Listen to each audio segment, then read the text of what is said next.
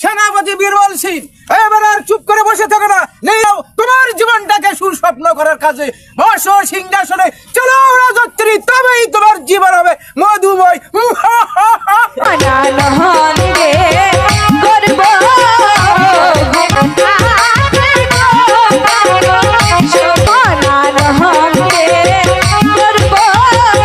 নবাব আজিম শাহকে নির্মমভাবে হত্যা করতে না পারলেই আমার এই মস্তকটাকে আপনারা মেনে নিতে পারছিলেন, তাই তো?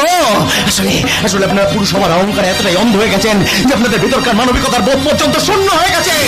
সেনাপতি বীরবল সিং, এবার আর চুপ করে বসে থাকো না, জর্জরিত করবার আগে নিজেদের কোন নারীর সন্তান হিসেবে নির্মম হত্যা, আজিমপুরের নবাব আজিম শাহকে নির্মমভাবে হত্যা করতে না